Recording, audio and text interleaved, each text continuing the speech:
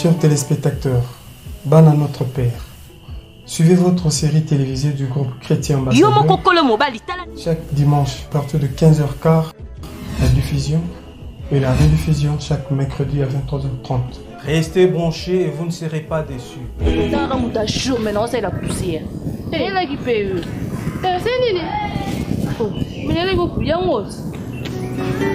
Oye nango déjà Fabiola. Nga sungi kwa kama nanga ko tika boete. Mayo kasanga te bale kama mobile no be abenga na ngai. Nalinga mbai nango makasi oye bien na gi merle nanga na yo perdre na biloko. Kese nga mwana ko linga liba ne ku kama Fabiola. Leo yambanga pele na kata ndaka ta mobile na benga nanga.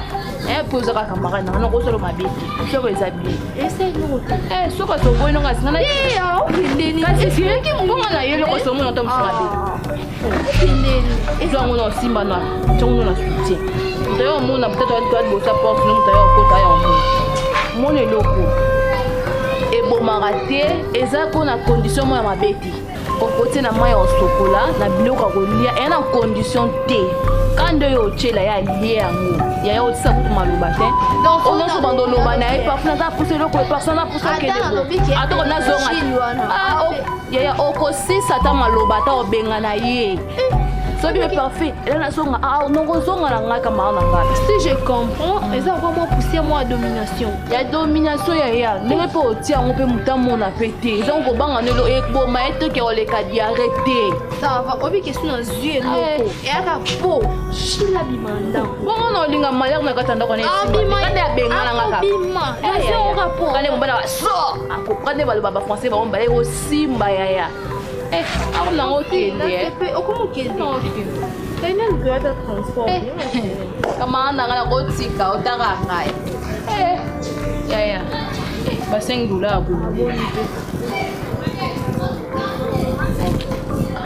c'est ce qu'on dit tout le monde a les cartes non benga ma chérie tout le monde a la yon tiki mninga Ndazai nandako. Ne pas qui écoute ou maman. Ya zande ça. Même pas ya mouille on a. Bonjour Eden. Bonjour merci. Zande ça. OK, qu'elle est bien. Skoyo to basaki ana. Na oya. En fait ça parfait mboto epse na yaki. Ça va, d'accord.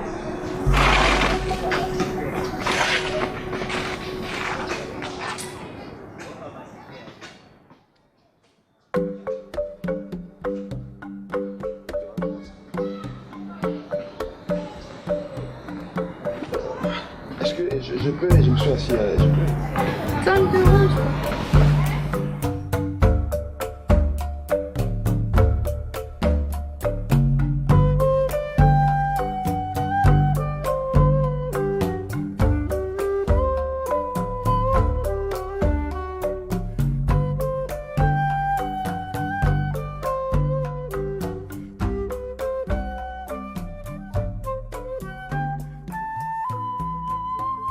Nous, quoi, papa, Zati, Anna, retraite, les accueillis, nous, à tel la de la macamna, nous, nous, on a servi, puis nous, ceux qui nous casent, qui viennent, nous, quoi, et Zati, on a pu faire caca, dans sa devoir, caca, et Hollandais. Ah, c'était ma casse. C'est bon, amour, ce qu'on tout prier.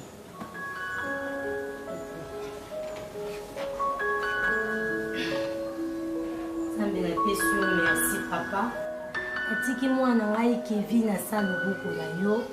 Yesu mobateli malamu papa batela Kevin.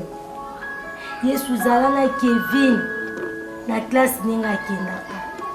Papa distraction za musika ya Kevin. Alanda o molakisa bandi azali kolakisa kuna akata classe papa. Vola ba penser mabe Yesu musika na ye. Papa natiki mwana ana asala loboko na yo. Yesu yo batela nenga kina classe ya bébé za liboso na baby so no puis nzambe na projet eza nini response na tiki pe leader na sala boko na Yesu ya malamu eza na kati ya vie ya mwana o bonheur grâce eza partage ya vie na ye papa yo tambusa ye lolenge oyo lingi Yesu azala mwana moko azala exemplaire Yesu baza famille pastorale papa na tiki bana na sala kamba bango Et ça va marier intelligence, sagesse et répondre et sous Kamba. Et c'est ça. Hé, il y a l'idée d'Akani. Uza mwana pasi kabila la odi yo papa ko yo za ko ni ko sala ba remarque ya mabi pour chaque prière tout ça là ozaka na dit dans là maman ina la kanala odo ba pe bongo lembo la maman kamana ya tala neza ta amamki ba ba ko ki ko interpréter mabe ya so na reprocher les ka sala mabe yo pe ozo côté là maman ndinga mabe te mais amamki mais boso na nous ala qui et même balé ala c'est qu'il faut te comprendre maman ba boye bana boye ba ki lidia amesa bilala soit ce que ça est connu o bi dia ba interpréter mabe puis vous a pas na pasteur il fait vous avez exemplaire na modèle de konozo sala ko yo ba ba interpréter mabe te olo ba bongo te eza bien des ambasuka c'est to sa prière sala kana titi ya prière et attends do sa prière yo kuna ododi kuna jola na lingi bongo ta osika bongo te si je ne veux pas dire la raté ka ko sakana tant ka ya prière maman là.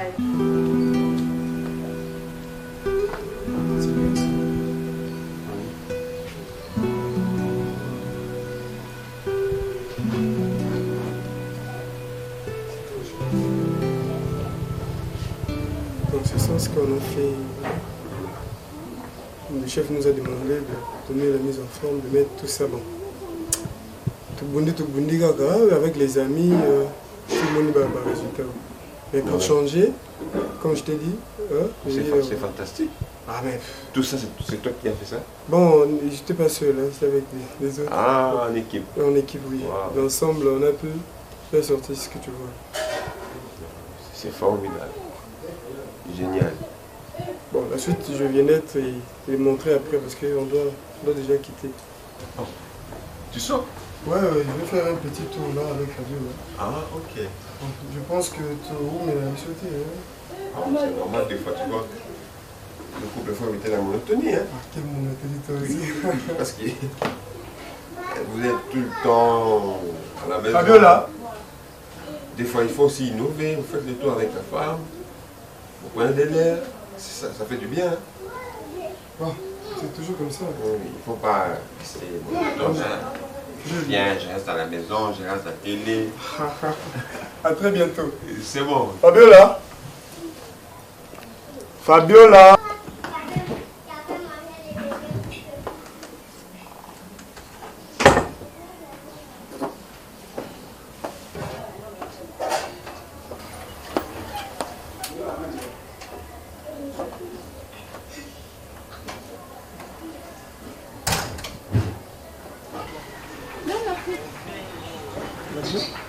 Allons-y, la clé du fer. Je ferme.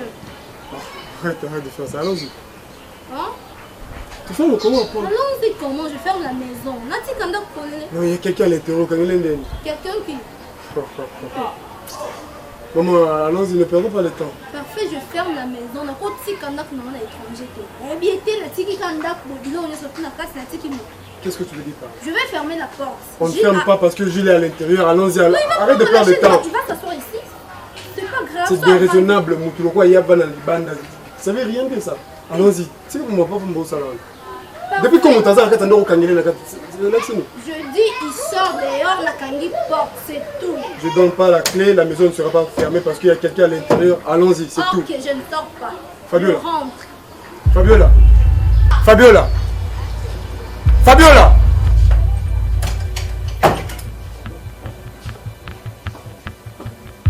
C'est inconcevable. Nabima, là c'est étranger mon andap nangai. Eh. Fabiola.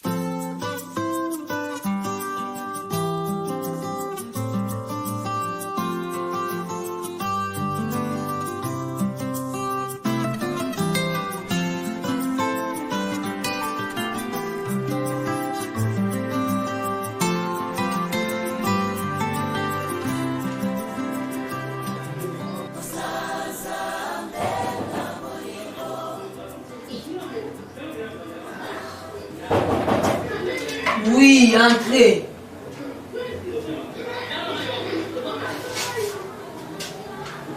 Bonjour maman. Bonjour. Problème. Excuse maman, c'est Amina ça? Amina wapi? Écoutez, Amina, là juste un serment de soleil de la relation, dans un moussa dans Zambie, tout le monde a appelé une adresse, on a bien donné à Voilà. Merci maman.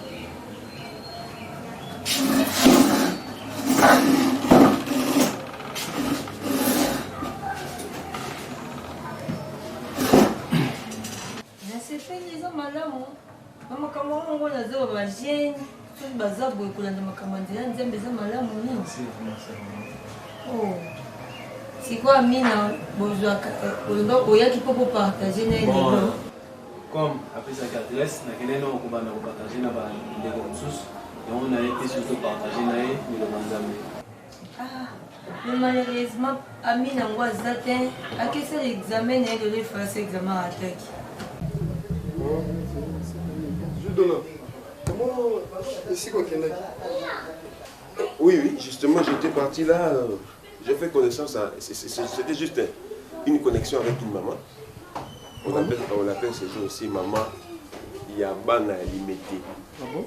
Donc, tout limité, tout qui n'a voix, il faut baser un enseignement parce que maman n'est pas là. Maman Valérie Sakaram. C'est une femme qui a une tête bien faite. Elle a des initiatives, tu ne peux pas imaginer. Je te dis que dans mes ambitions de repartir en Europe, elle va me brancher. Déjà, né dans les lots. Oh non, c'est formidable. Maman Valérie Sakaram. Mon cher, je vais aussi t'amener là-bas. C'est une femme travailleuse, une femme forte, une femme sociale, à qui parle tout bien. Alors que la ONG qui encadre les femmes, je t'en parlerai plus tard. Donc, peut-être qu'on n'est pas entré dans beaucoup de détails. Limité, donc maman Valérie Sakalam. Elle a des ambitions. On se retrouve aux adécités. Donc, quand tu parles comme ça, c'est que je vois la personne au hasard vraiment à l'auteur. Ah ouais, toi, moi, je te connais. Oh. Donc, je n'ai pas de contact, il y a bon moment. Toi, tu sais, tu étais avec moi au Maroc. Donc, on a combien de poste là, mon maman Valérie Sakalam? Ne t'en fais pas, je vais t'emmener là-bas. Ça, c'est rien, mon pote. C'est toujours courageux, toujours courageux. Même ma Fabiola, tu es là, je vais te brancher parce que moi, c'est Valérie Sakalam aussi. Elle est là aussi pour des femmes. Mais oui, pourquoi pas. Mais monsieur Jules, comme tu as trouvé cette maman-là, maman doit être débattu. Tu peux aller là-bas, aussi au salle bagage, ok, parce que je ne veux plus de ta présence ici. N'est bien que yebi, que na linga na ngayo awate. Au monde est déjà parfait, azui déjà mon tour, à quoi qui idée. À quoi bon atkalaka? On a mis na ngayo. Qu'est-ce qui ne va pas avec toi? Qu'est-ce qui ne va pas? Arrête, arrête, tu vas arrête. Nazaki un peu tolérante, Nazaki n'a pas sorti. Quoi, à mon dernier maman Valérie. Qui n'est pas naïe. Nalingi est arrêté. Yo, non comprendre. Laisse ça d'abord. Donc, on le va remonter les beaux choses, les solos, on va rater les solos à Jules. Ah, on te met ma solo, monsieur.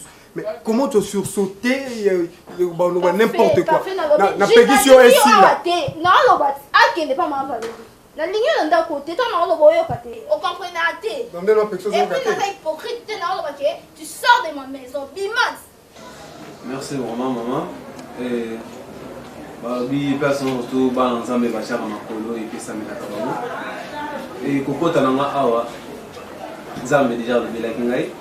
Et dans moi, Oyo, maybe maman mine les autres aliments dans Oyo. Puis Coco Tananga et mon sang en Zambie.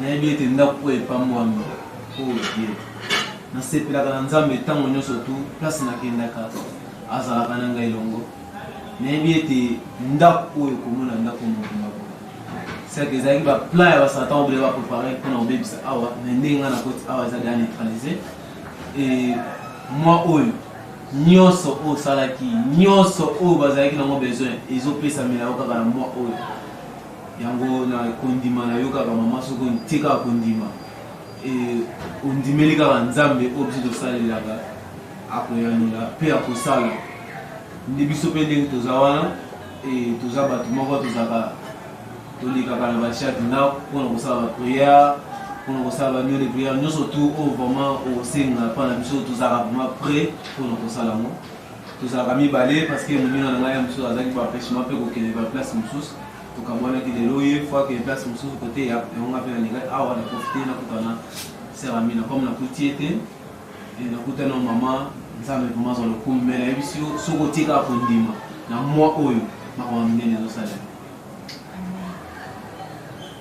mais c'est pas du pas mon nom mais non il biso du kamoko moi na makambo nzambo biso baton ki to benga ngo hasard mais pas nzambo hasard ezala amen maman donc nzambo eba ki le pourquoi yo ko lukamini nokutana nina te ekutana mama kona sepeni pambo yo amen nzamba sur le coup na sepeni makato baki frère Dani frère espoir ça va merci ceux qui c'est Amina Ekaka c'est pour espoir Ekaki ça me vraiment abattre le souci et si d'ailleurs on se donne bien ko kisama amen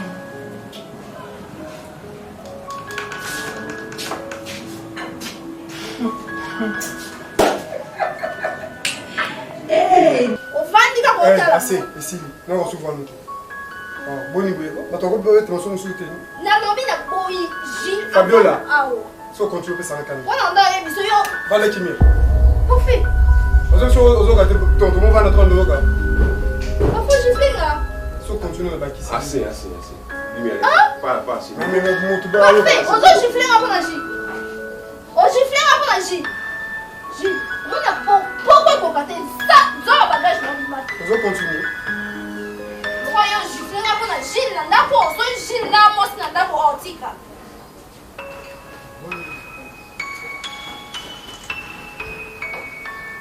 on a tapé ça au simbe là au thé so gâté t'as pas de loin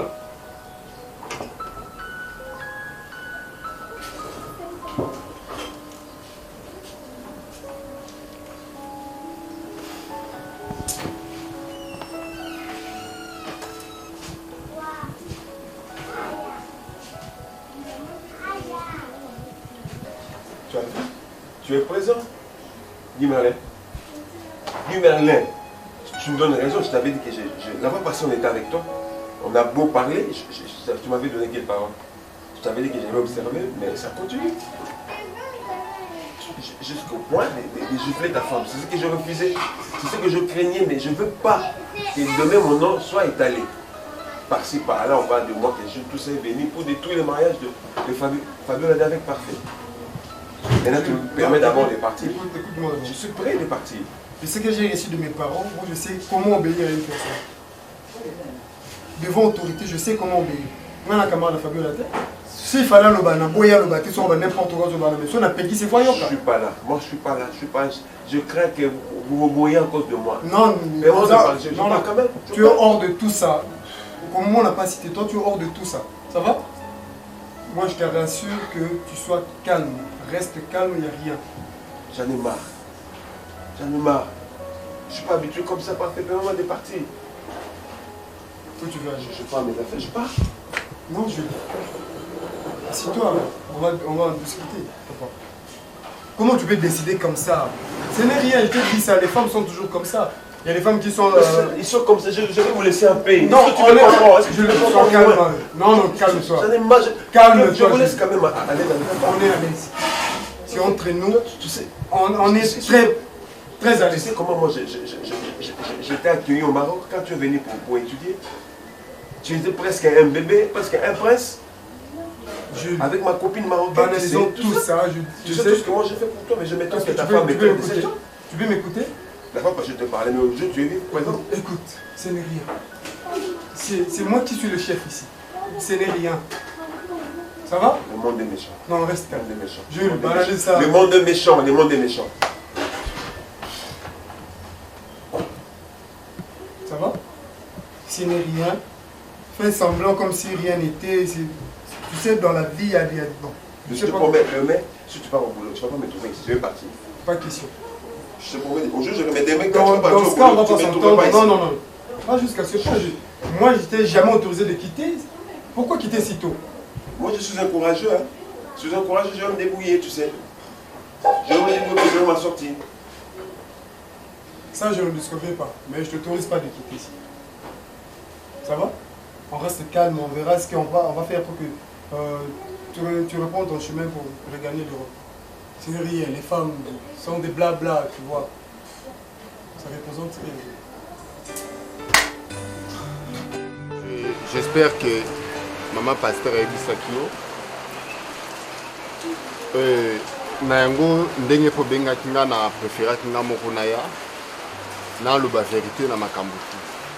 Premièrement na ela kinami ça concerne pardon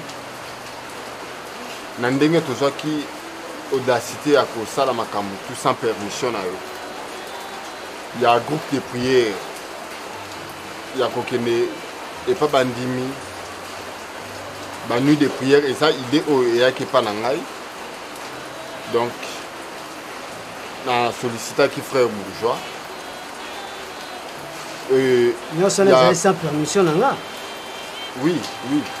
Et il y a kosenga mbongo pas maman Fabiola ils allaient qui idée et qui pas frère bourgeois. Tout cela ils allaient qui sans permission na yo. Donc nous étions vraiment mal conduits et tant que ça dans une église. Nango pasteur, il y a qui carrément senga pardon. Senga pardon na makambo. Tout. Na yebike okolimbi sanga kaka po na ma o to sali ezala ki pena bien te. Na église to sali ma bébé.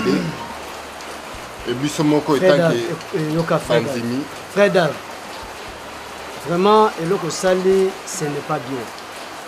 Tant que vous avez parlé par papa, il ne faut pas que vous fassiez comme moi.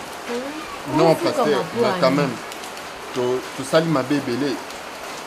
Tu sali ma bébé. Qu'est-ce que la Bible dit? C'est conduit. Moi, je ne suis pas ton Dieu. Nazamutu ofuka melanga te frère tellement vanga sois à l'aise loba oya ki loba ofuka mate hein ofuka meleke ko ofuka mela muto mugi ce n'est pas important. Mais oui pasteur c'est juste pour comprendre que makamutu zo trouble vie nanga ba conséquence de ma pasteur loba qui est suspension ça ba conséquence moi je vis des conséquences. Je vis des conséquences OK naza vraiment au bout. Et je comprends tout cela que font sur la cana pasteur. Mais éviter comment la kokoloba. Mais pasteur d'un bon cœur au limbi sangai, s'il vous plaît. Nazaka kamwana. Écoute un peu. Si je vois bien, eloko sali qui aime mayo oya ko senga pardon parce que okuta ba conséquences. Il y a des salles qui ont pardon parce que ces conséquences c'est là qui ont tu ne devais pas venir ici.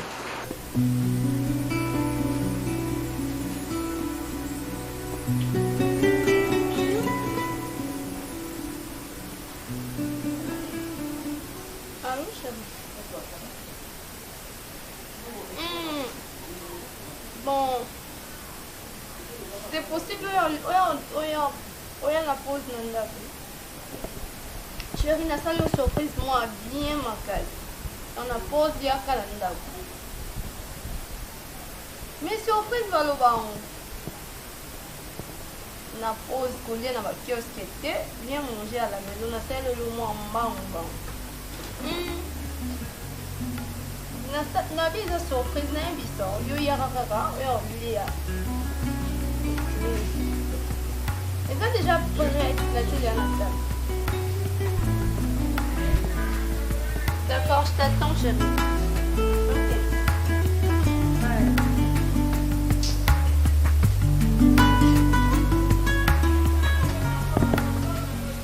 Non, ezaka bonté, pasteur. Ezaka bonté. Mais premièrement, j'ai compris que tu as été garé dans ma camoufle. Il y a vérité. Sur le plan vérité, tu as été garé.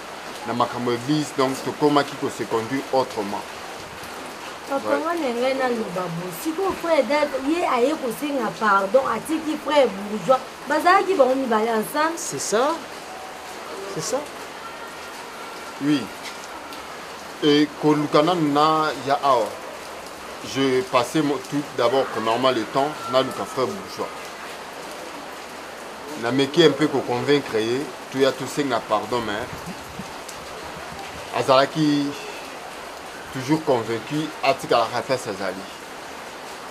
Il s'est dit lui-même qu'il s'est auto-proclamé que, à comme pasteur, Yemoko, que ça lui paye très bien. Et même voir même Ndimisus to Gagnaki juste dernièrement l'église a commis que Joabango parce que continuer même chemin que Olobi nini frère bourgeois a comme un leader. Oui, dans lobby donc à s'auto-proclamer bah comme on est leader et pas Ndimisus to Gagnaka dernièrement l'église. Donc n'a évité comment dire cela mais à comme un leader à comme frère Dad. Frère bourgeois, à comme leader, à comme pasteur en église. Mais ça, c'est blague de Dieu. Comment vous, les jeunes serviteurs, vous formez Bino, vous commencez à ventiler comme si pasteur. Je suis devenu pasteur, l'intérêt est bon, frère. Là, vous maudissez les gens comment? Vous maudissez comment? Papa, est-ce que bandimi wana ou bien bateau ya zo ke kobondela pona bango? Est-ce que bon bayebi? Bayebi te? Vraiment, frère, que Dieu te bénisse. Ndengo ondimi, oya ko avouer. Mabe onyo so salaki. Nzambalo la limbisa yo, nga papa pe na limbisa yo. Moi je vais prier pour toi, mais nazo pesa yo conseil moko bien aimé. Vous savez dans la vie, faut pas se laisser faire, n'est-ce pas? Quand on n'importe qui te ça rappelle la relation à n'importe qui et n'importe comment. Au moins, la réalité est dans mon avis. Parce que le frère qui était avec toi, toujours, il a s'autoproclamé leader, a s'autoproclamé pasteur. Mais, gloire au Seigneur, parce qu'il doit comprendre en haut qu'ils ont mal à monter. Dans la vie, il faut que nous cohabiter. Nous sommes dans le beau soleil.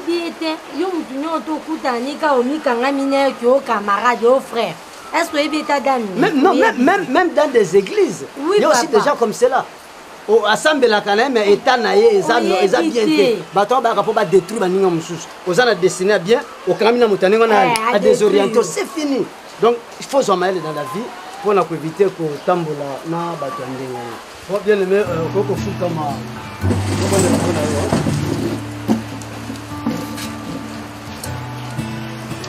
Bon. Maman, toujours bonne de la bonne bien aimée. Même enfant prodigue, tant qu'on a qui a retourne ailleurs, étant rentré en lui-même. Dengue Flami Zongsi Katinaye, Papa Yambaki, Alim Bisaki, aussi ton père, Abou Salaki, Zandalunga, Alim Bisa. Merci, papa. Tendre Père, Dieu est grand, na Josenga Mawanayo, Nicolo a bien aimé. Pour le Christo, Freda, Apungaki Yaouza. Je viens.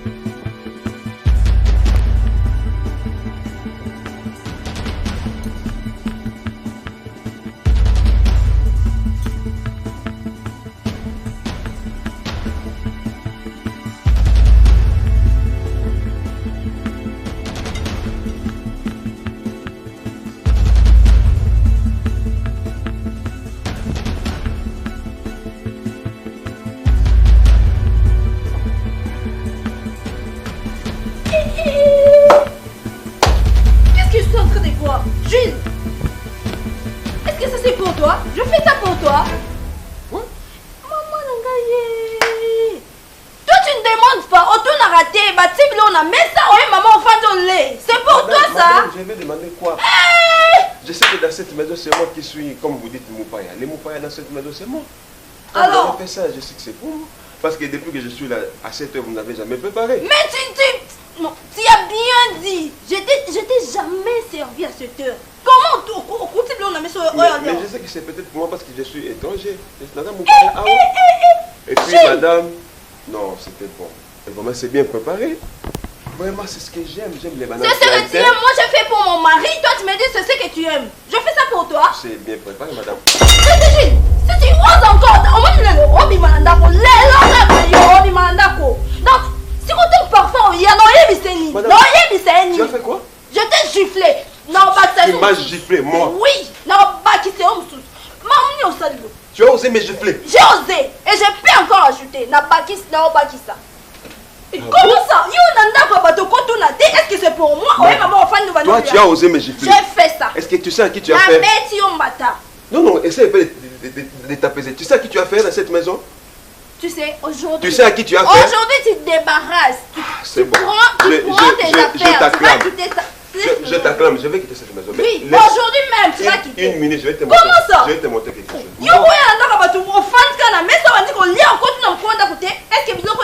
Je vais te montrer quelque chose. Moi, je vais quitter cette maison. Toi, tu as osé me gifler. Je t'ai giflé. Et je peux encore t'ajouter.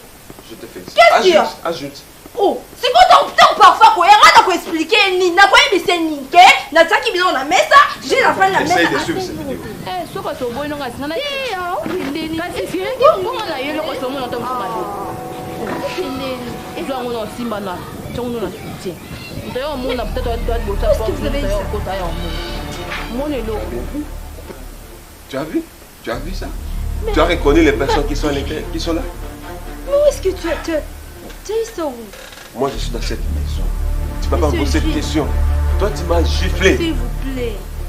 Donc toi tu veux tuer mon frère. Non. Ton ami. Moi j'aime mon mari, je ne peux pas le tuer. Tu aimes ton mari, mais ton ami, tu as bien suivi, non? Et tu te rappelles de ça, j'ai tout enregistré.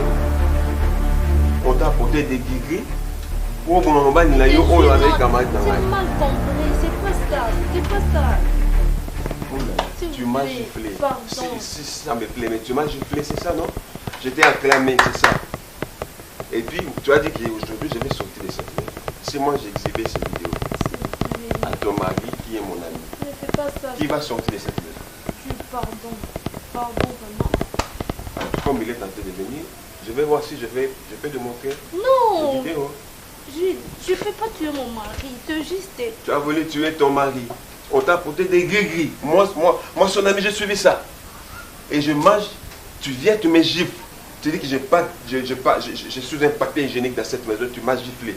On m'a giflé. On a laissé de me taper chez nous quand j'avais l'âge de 6 ans. J'étais un enfant qui écoutait bien mes parents. Et toi, la femme de mon ami, tu m'as giflé. Je te félicite. Tu peux débarrasser. Débarrasse la table. Il va venir. Le conseil qui cherche quelque chose pour lui, comme tu l'as appelé, il va venir pour manger. Tu cherches quelque chose, même au resto. Tu achètes, je ne sais pas quoi, quand il va venir, il va manger. En attendant, je ne sais pas, moi je suis là. Débarrasse la table. Ah, c'est vidéo vraiment. Des gris pour tuer mon ami. Ah non, mon ami, tu ne mourras pas. Moi, ton frère, je suis là. Je vais te suivre, je vais te surveiller, je vais te sécuriser.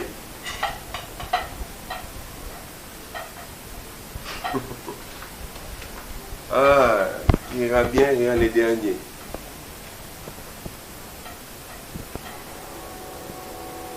C'est...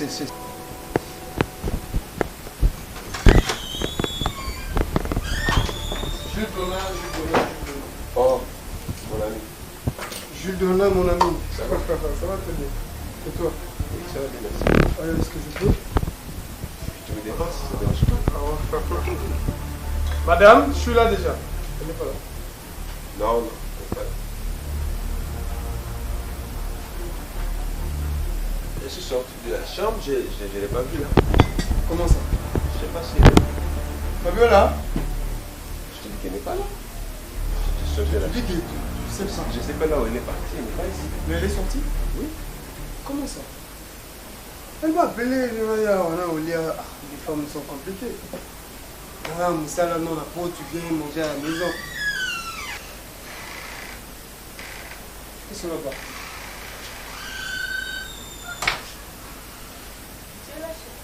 Ouais, je suis là. Ah, je vais m'entraîner, hein. Juste, on a que 30 minutes.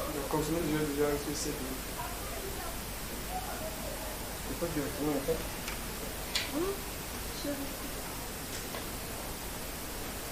Madame, merci toi. Ton mari est là, tu es toujours belle comme ça. Parfait.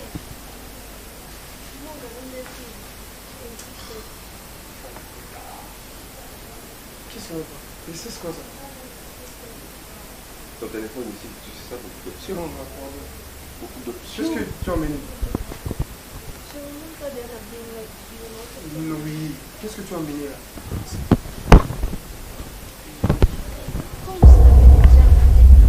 Mais non. Comment ça? Donc, au sommet quoi là? Après au message, je sais pas ce qui est l'eau. Emballe tout ça.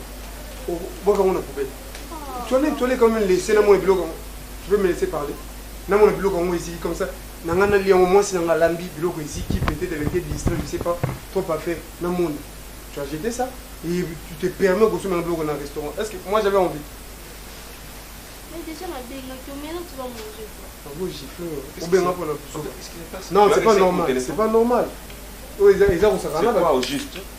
Non, elle m'a appelé, non, tu es bizarre. Là, on lit biloko, na tiki, comme ça là, na pause na hier, on a eu là, là, on a un blog ziki, alors blog ziki, à boire qui a besoin d'un blog na malewa, parce que on a zaki na besoin de blog na malewa. Non, et cette éducation on a pas mal habitué là. Non, na mais ça on lit pas battre puis la maison on d'abord. Non, parfait, c'est quoi ça? C'est quoi ça? Moi ça quand on veut faire des patients pour les faire quoi? Moi j'avais besoin de lire quoi? Écoute, mais tu me regardes pas. C'est des erreurs qui arrivent. Mais non, ça il ne faut pas permettre. Tu ne commets pas d'erreur dans ta vie. Mais pas jusque-là. Tu qui est sur ta femme en présence. Et puis madame aussi, il faut éviter la distraction. Vous préparez, vous laissez les choses. C'est quand si nous autres, c'est comme le Géziki. Au lieu. Vous allez concentrer quand on doit travailler. Je dois rentrer. Il fallait me laisser dans la kiosque, dans une vigile, dans un gâteau, dans la pause, dans la maison. Il faut faire des déplacements pour ta femme. C'est quoi ça? Oh, dis. Qu'est-ce qu'il y a? Il faut t'apaiser quand même, mon cher. Vous attendez la sonité. Dans ce moment-là. Mon ami. Je l'appelle bientôt. À tout à l'heure. C'est bon. Il faut éviter la distraction. Mais non, tu vois ce que tu as créé. Jules, vraiment, l'invité. Qu'est-ce que tu veux me faire? On va me faire un banana. Qu'est-ce que je fais, madame? Je te pose la question. Je ne réalise pas ce que tu as fait. Jules, oh, salut, on va me faire un banana.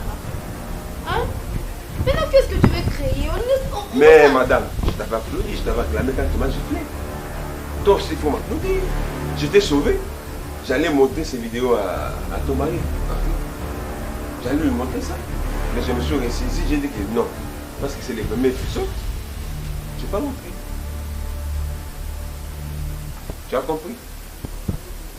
Ça, c'est les premiers vidéos. Il y aura le deuxième épisode, le troisième, le quatrième, le cinquième. Et finalement, ce sera des épisodes. Et madame, je te parle, ça va, je vais vous montrer ça à partir de soir. Viens d'abord, je vais pas terminer à parler. Madame, rentre comme ça. J'appelle à ton mari. Madame, rentre comme ça. Madame Fabiola, s'il vous plaît, rentre comme ça. Je n'ai pas encore fini.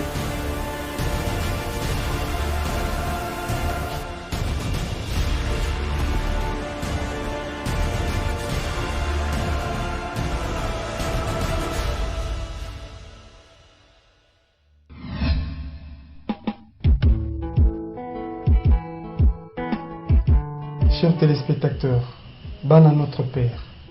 Suivez votre série télévisée du groupe chrétien Ambassadeur avec